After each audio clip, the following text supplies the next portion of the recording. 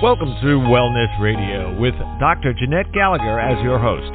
Her show discusses topics of health, wellness, and spirituality, and is about discovering your place in this great universe, from your cells to the cosmos.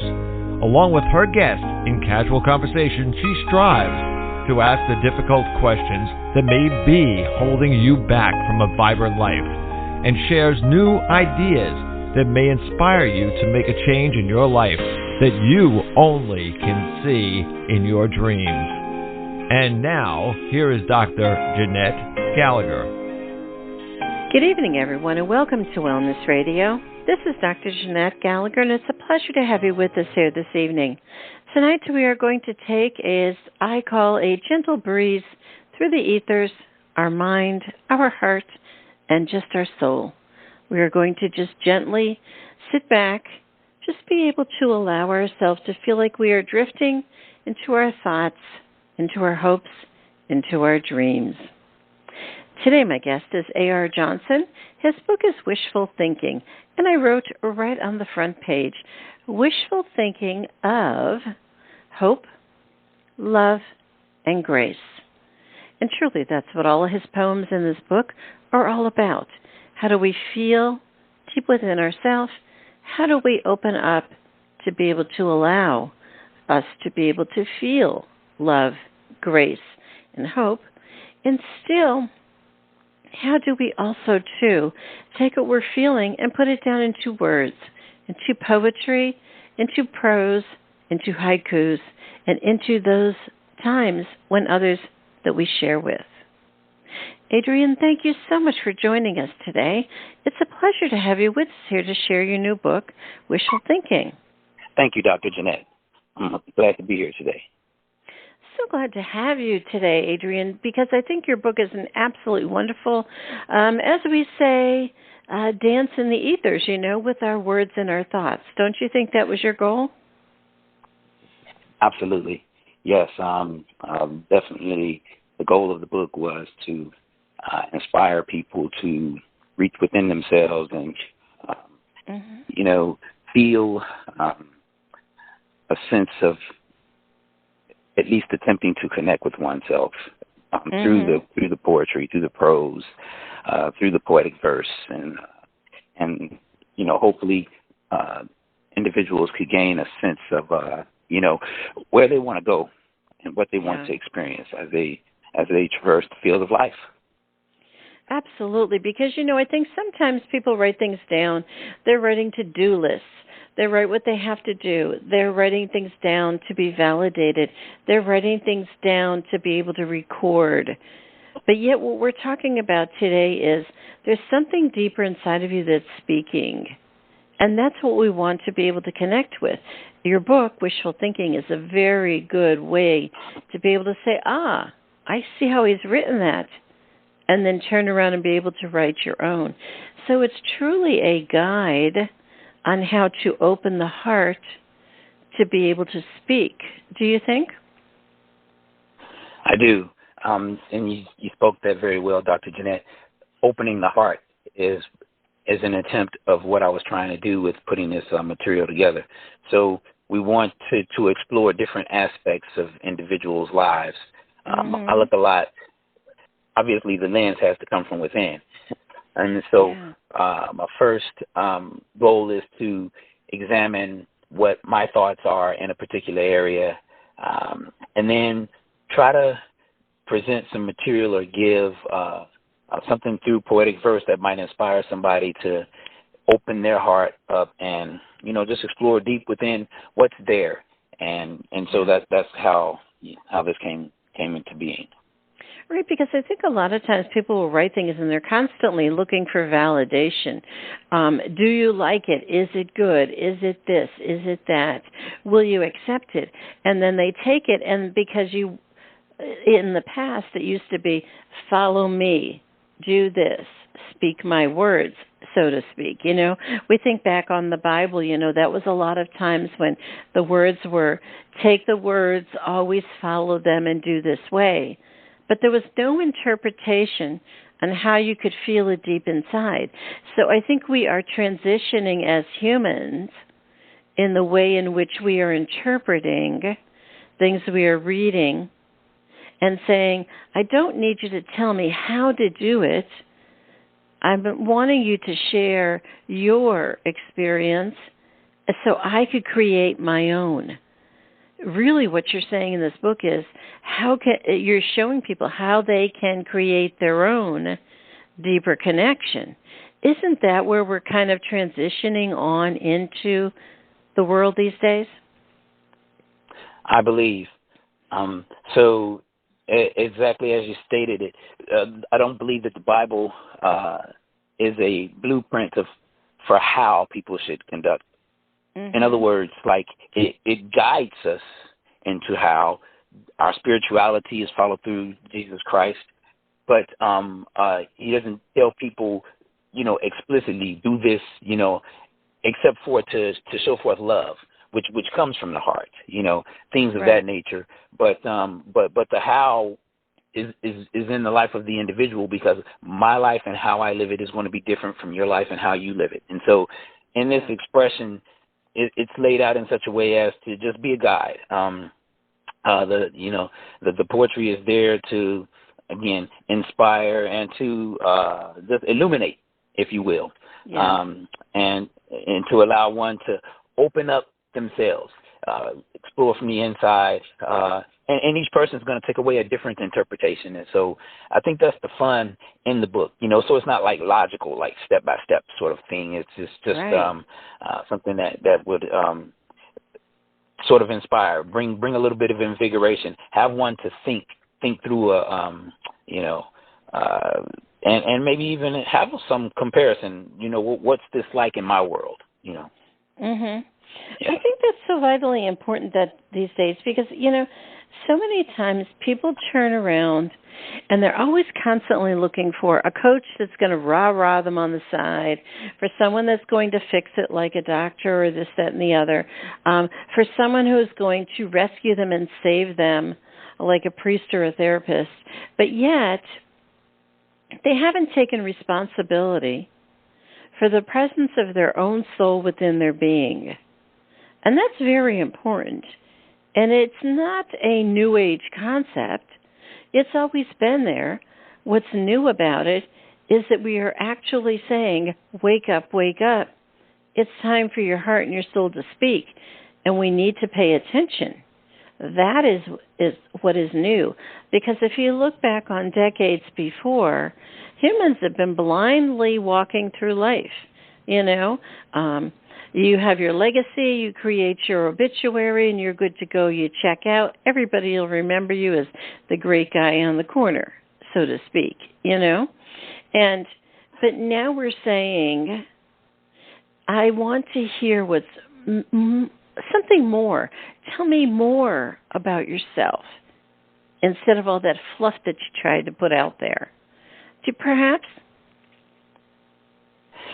Right. So the beauty in what you've just shared is that it starts with one, examining themselves, like I said, from the inside. So, like you say, but I have to take accountability of me first, because to print material and to get it out there in the ethers, as you say, for others to emulate or to appreciate, but yet I haven't examined, it's going to be hard to do, So I can't speak about love if I don't know it, or at some point in time there will be an error, But being able to share, to talk about what time means from an abstract view, to talk about various facets of love, to talk about to explore the other aspects of my life, of being a soldier, of engaging with other people, how to connect from a standpoint of family and things of this nature.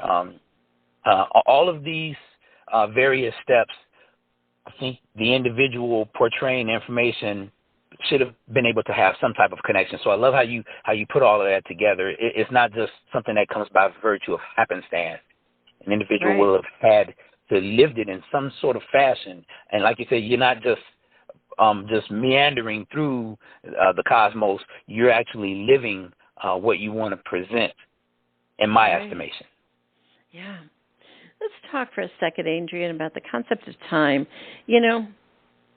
I grew up, like I said, in the 50s and 60s.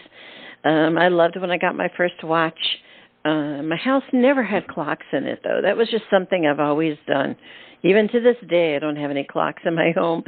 And I can remember I had a period of time where I had things right down to the second because, working, in healthcare, everything was very much, this is how we do it to get things done.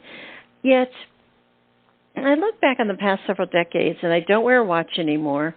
Time doesn't show up for me. Even now I'm in the deep south, and it's hurricane season, and I'm not a fan of the summer. So every day when I get up in the morning, I put my feet down to the floor and I say, welcome, October. And then one day, it's going to be October, and this hot summer is going to be gone. But I think the idea is that what is time? Can we create different aspects of it? Can we see it as it is? Can we let it go? Or can we create our own illusions of time to work in the world, just as I did? Do you think that now we've been given the freedom to say, time is not, this is a definition by the Webster, dictionary, this is time as I perceive it? Perhaps? So there are two aspects to that, Dr. Jeanette. One, I think in the world that we live in, obviously when it comes to things like work, there are certain times or time hacks that we have to meet, specifications of time. I need to be at this location at this particular time. And so for that part of life, we have to follow a certain time. Right. Your radio show starts at a certain time. We have to meet these specifications. Otherwise, that aspect will not be met. This wouldn't be able to occur, and it's going to occur for a certain period of time. This will last a certain number of minutes. However, in life in general, I think we can explore that from a definite different perspective. How do we fit within time? What does time mean to us? Do we have to be in a hurry all the time? Can we leisurely explore life's depth for what it presents and not be so ready to move on to the next agenda? These are things that we can appreciate if we would take the time to do it. So time is as one would explore it, but I think that you can have a lot of fun with just thinking about that or examining what it means to you and how. I don't think in your own individual world you have to use it in a regimented sense, other than again where it fits and needs to be met. But as you explore life and as you appreciate what it has to offer, I think time has several different meanings, and you have to kind of just take a look at it and see what it says and what it means to you, and then where you want to take it to. When people retire, they don't look at time from a different perspective. And I love how you said you didn't have clocks in your home, because I was born in the late 60s, and we didn't have clocks in our home either. Maybe one clock in the entire house, and we lived in a small home. So I understand fully where you're coming from. I don't have very many clocks in our home now. However, now on your stoves you have clocks, because it tells you, hey, take the meal out at this point in time. However, it's appreciated to not have the clocks all around, so that you're constantly sort of checking yourself, but that you can use time just to, again, appreciate where you are and be able to just sort of be absorbed in the moment and be okay with it. Also, too, I think the idea of time, people believe that when we are dropped into this human body for this lifetime, that there is a certain amount of time in which we expect, demand, perceive, and just say, this is the rule. I'm going to get 65 years out of time. I'm going to get 80 years out of time. I'm going to get 100 because I'm going to do A, B, C, D, you know? And then we look at it, and then our life is shorter. Our life is not as easy as it used to be. Our life is harder, irregardless of what we put into it. Others say, what happened to time? What happened to my life?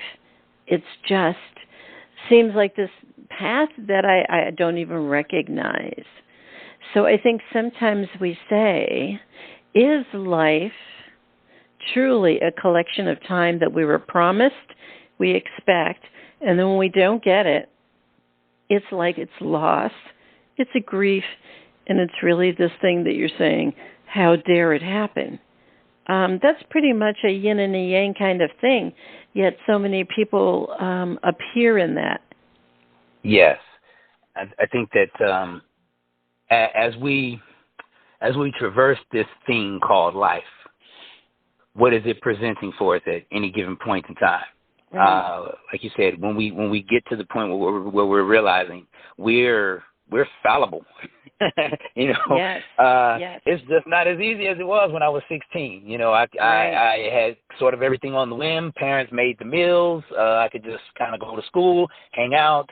You know, friends for the most part came easy. Now, as an adult, we tend to be more angled towards our vulnerability, and the realization that life, it had a beginning in which I didn't quite realize it. Where I'm at right now could be the middle, or, you know, we could be angling towards the end, and we began to be more, you know, superscript as a verse, or opposed to being circumspect. You know, we're angling directly at it, and like, but I think, you know, it perhaps, and I'm in the mental health field, so I understand, because I tell people, explore the other facets of your life. So it's more than just physical and mental. You know, you have an emotional side of you. You have a social side of you. You know, connections. Connections are important. We live for being connected to others, and so, you know, get outside of your bubble sometimes, and explore these things. And then the spiritual, which sometimes it's I think it's a little hard to not get tapped into it, because it exists, whether, you know, there's a belief of it or not. It's there. But if you can tap into these other domains, I call them, so to speak. So the you know, the physical, it exists with it. It's part of us. Every day we're coming into contact with it, whether we believe it or not. If you get up out of bed, you're engaging the physical, you know. But the mental, you know, just doing some sort of reading, finding out what you enjoy in life, being able to laugh, you know, engaging the mental resources that we have.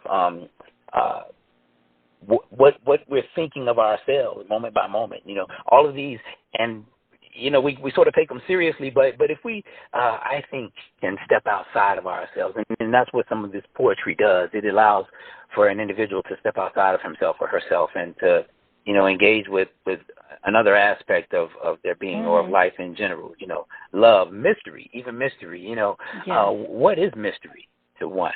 And so that's what I think that we can do as we realize that we're more vulnerable, as you know, things sort of settle on the body. We, you know, sustain injuries that last maybe a little bit longer than we anticipate they would have.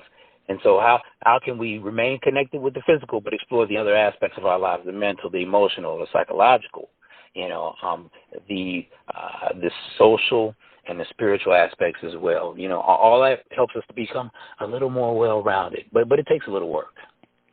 I think truly, Adrian, what you're talking about is you're wanting to find the gifts of life, not the dogma or the words of the past. And I think that's very important, too, because gifts can only be felt in the present moment.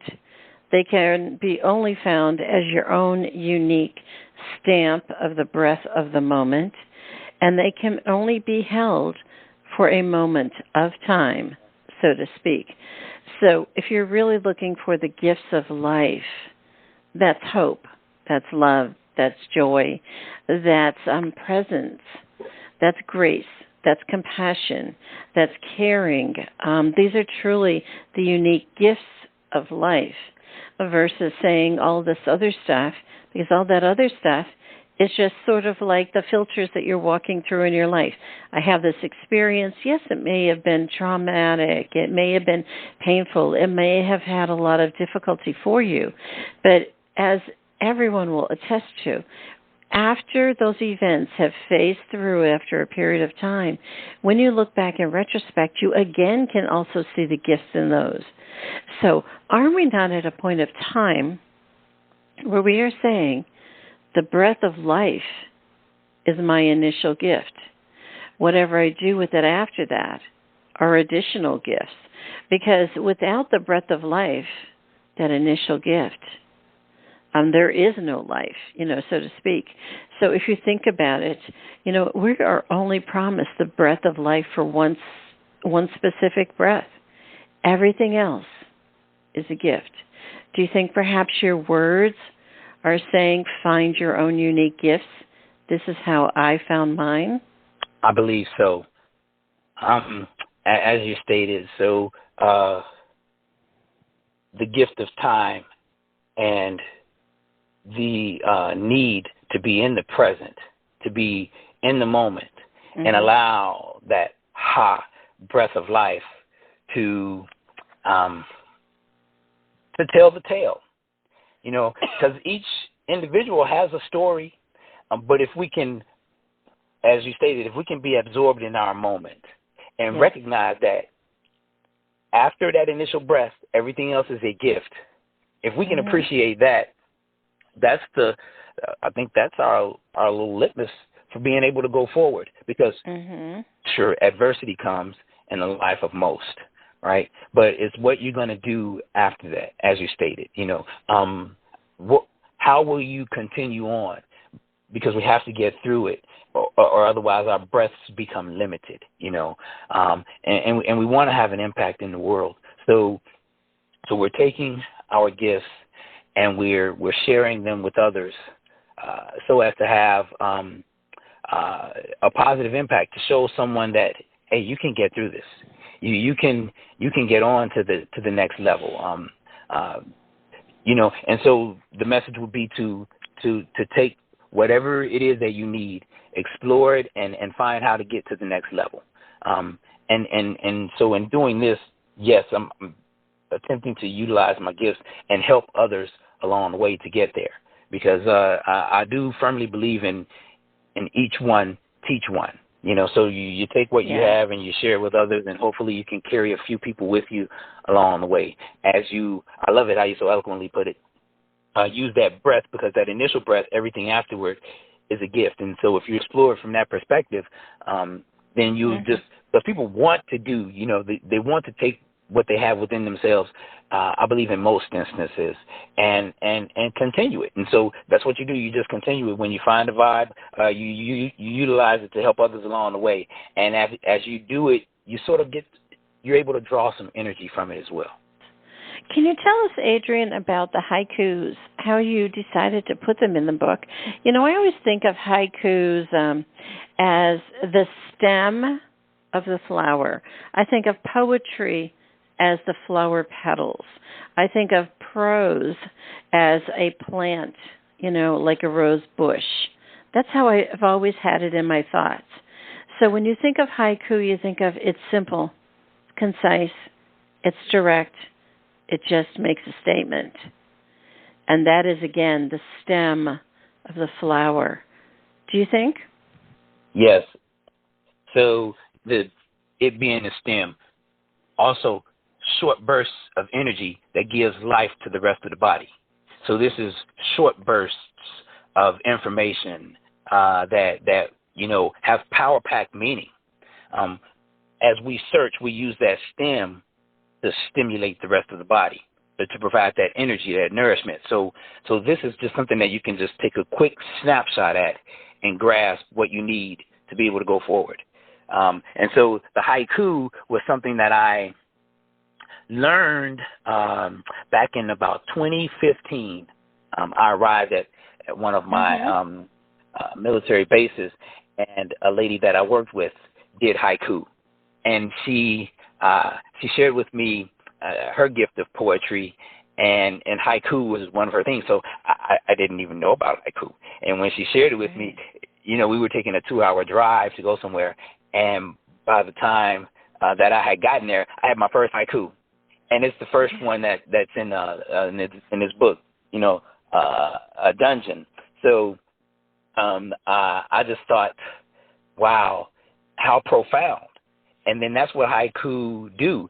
They're the stem of the plant, but it stimulates because it's power-packed in short verses of rhymes of 5 syllables, 7 syllables, and 5 syllables again. So this is not something that you have to take an overwhelming amount of thought or effort to put into, yet it could provide some substance to carry one throughout their day.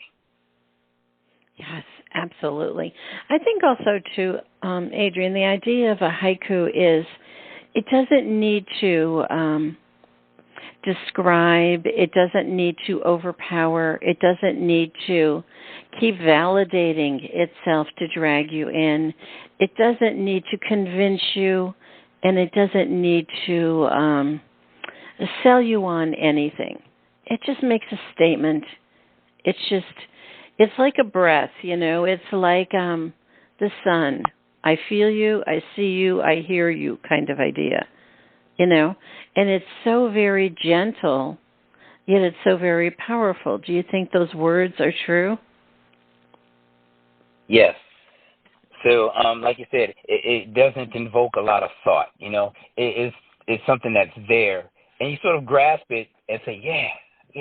Like I said, it's those short bursts of breath, Then you go, oh, got it, And it's enough to kind of carry you, say, okay, yeah, that's this. Right. So it's easy, it's gentle, as you stated. Yes, absolutely. Yeah, absolutely. Also, too, Adrian, don't you think that we have to come to the gentler side of our life, of our being, of our existence, irregardless of what we experience in human life? As you talk about military, as you talk about life's challenges, as we talk about times when we hit the wall or we truly feel like we're hanging over the edge of the wall, there's always something that we need to balance us back. And that's when we say, write down your words, get in touch with your heart and your soul. We always think about yin and yang, It can ebb and it can flow. There can be a lot of yin and not very much yang. We think about all the pressure to our head. That's when there's a lot of yang. We think about heaviness to our feet. That's when there's a lot of yin, So we kind of like ebb and flow. It's almost like doing the dance. It's like swimming in the water. It's like feeling like you can just jump and do some gymnastics or whatever. It's about exercising more of our personal being and the deeper sense of who we are. That's when you start writing poetry, prose, haikus, words down to be able to exercise and bring that forth from within. Is that perhaps your goal of this book that you're thinking about when wishful thinking, is to be able to exercise that part of you that really is just as important as your outward appearance? Yes. So it's taking, like you stated, it's taking probably a greater portion of what we ingest in our lives, we take into the eye gate. So we see something, and it sends a message to our brain, and it says something. But you can do a few things with it. You could explore it, or you could let it sit and lie dormant, in which it would ultimately die. But the information is sending a message, and it's saying something to us as people, as human beings in this world. We're interacting with what we take in through nature. So I take that information, and you write it down, and I want to send a message to myself, but also want to send a message to others. This is what this means to me. And as my poetry has developed, because I like to see myself as always being in a state of development. I'm always growing.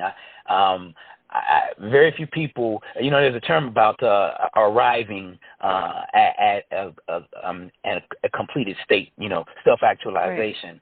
Right. Very few people become self-actualized, but I feel like as long as I'm in a perpetual state of motion and I'm growing, I'm taking in new information, right. I'm synthesizing it, I'm growing with it. I think it has a certain credibility. So, and then you mentioned about the gentle aspects. So much of life is the heaviness, swimming upstream or against the current, traversing the heavier points in life, wondering, what happened here? Where did the road turn? Where did I, fall off the beaten path? And these things happen, but to take the finer aspects of why we're here. What is my existence in this world? What does it mean? How do I fit in?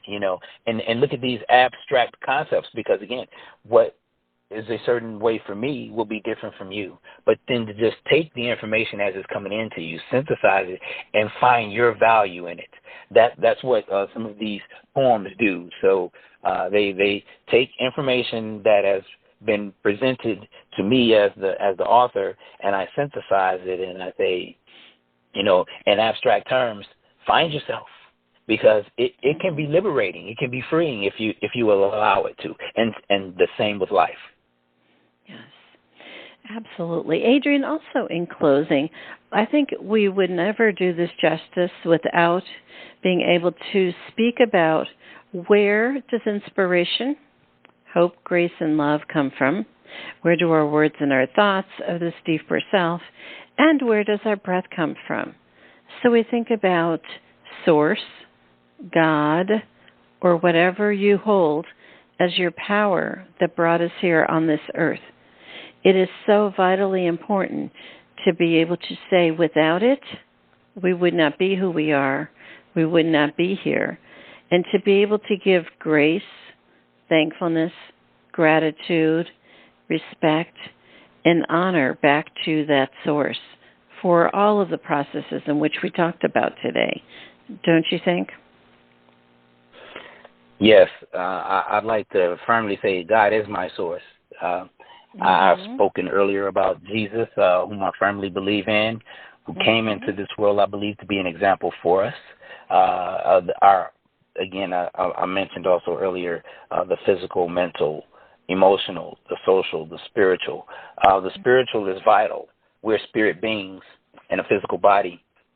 And so being able to reconnect, to connect to our source, our life-giving, life-sustaining source, God, who allowed us to experience that breath, to be able to share the gifts that we have, that he gave us. And each of us are unique beings. So we take the gifts that he gave us and put them back out there.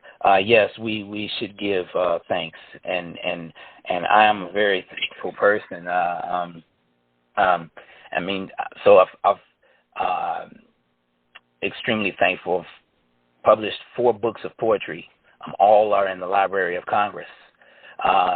So there's a gift out there that people will be able to touch. To hopefully they can find some pleasure to be able to taste what some of the poetic words emit in their lives. Be able to come into touch with themselves and be able to touch others with what's been presented. Feel the emotion from what's being presented, and then again take it and share it with others so that you further the gift in the lives of others as we do our part in this world. Absolutely, because to be able to be in touch with ourselves is really the greatest gift, and to be able to be in thank and respect for the source, for God's source, for God's light is just, that's, people are always walking around on the earth saying, who am I? What am I about? What am I here for? What am I supposed to be doing? I think right there we just said it, be thankful, know your gifts, and get out on the road into service. That is what we're supposed to be doing. It's not about how much money, doing this, that, or the other, whatever it is. That's just the process. The service is having thanks, gratitude, love, and to be able to do it with grace. So I think your book truly is a great reflection of that, Adrian. And can you share with the listeners how to find out more information about your work? That would be wonderful.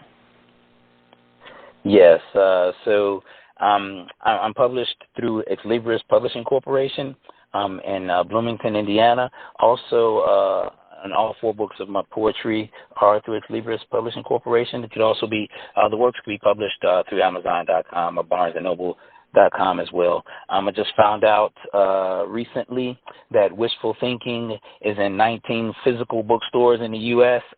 Again, I'm sort of a self-starter, but my works are now beginning to be published through traditional bookstores, so I'm very excited about that. But again,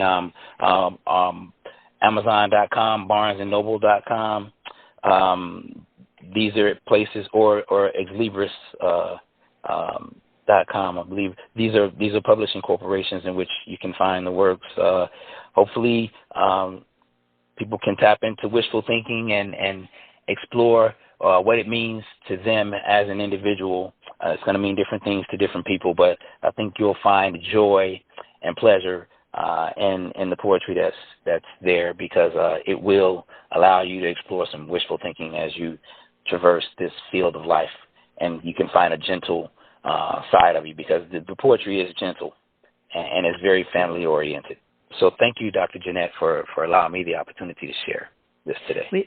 We thank you so much for being with us, Adrian, and hopefully you'll come on again in the future and share some of your other works with us, because I think sometimes people will say, I'm not truly sure what it means or how to do it, but by being able to pick up your book, they're able to say, I felt something, and then that's what we want, is just to open up their hearts.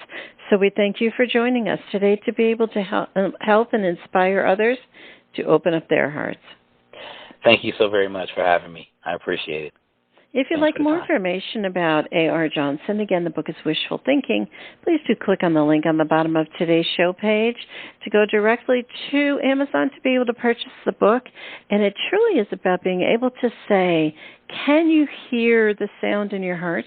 Can you hear that there's something that's trying to say? Stop, breathe, recognize the gift of the moment. Take a moment in time to say thank you. Take a moment in time and say, I did it. I'm okay. I'm here today.